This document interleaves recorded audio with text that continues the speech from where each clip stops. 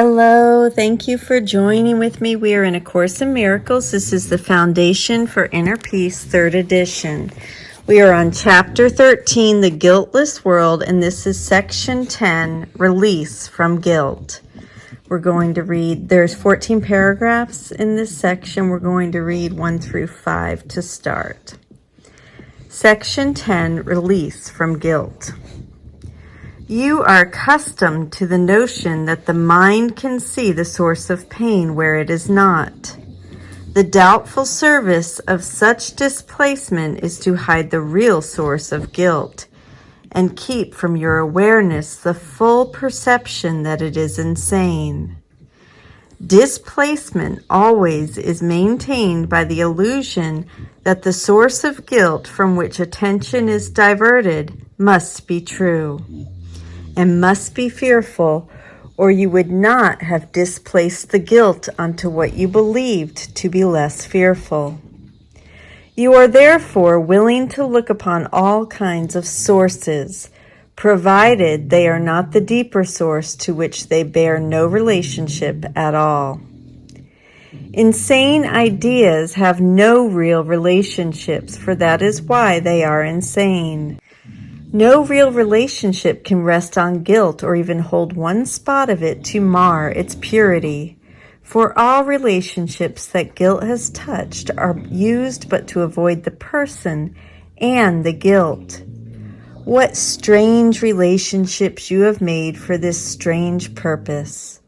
And you forgot that real relationships are holy and cannot be used by you at all. They are used only by the Holy Spirit, and it is that which makes them pure. If you displace your guilt upon them, the Holy Spirit cannot use them. For by preempting for your own ends what you should have given him, he cannot use it for your release. No one who would unite in any way with anyone for his individual salvation will find it in that strange relationship. It is not shared, and so it is not real. In any union with a brother in which you seek to lay your guilt upon him, or share it with him, or perceive his own, you will feel guilty. Nor will you find satisfaction and peace with him, because your union with him is not real. You will see guilt in that relationship because you put it there. It is inevitable that those who suffer guilt will attempt to displace it, because they do believe in it. Yet though they suffer, they will not look within and let it go. They cannot know they love and cannot understand what loving is. Their main concern is to perceive the source of guilt outside themselves, beyond their own control. When you maintain that you are guilty, but the source of your guilt lies in the past, you are not looking inward. The past is not in you. Your weird associations to it have no meaning in the present, yet you let them stand between you and your brothers, with whom you find no real relationships at all. Can you expect to use your brothers as a means to solve the past, and still to see them as they really are? Salvation is not found by those who use their brothers to resolve problems that are not there. You wanted not salvation in the past. Would you improve your idle wishes on the present and hope to find salvation now?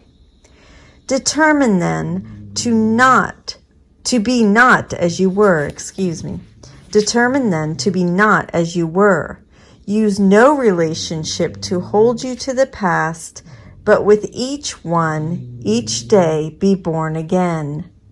A minute, even less, will be enough to free you from the past and give your mind in peace over to the atonement.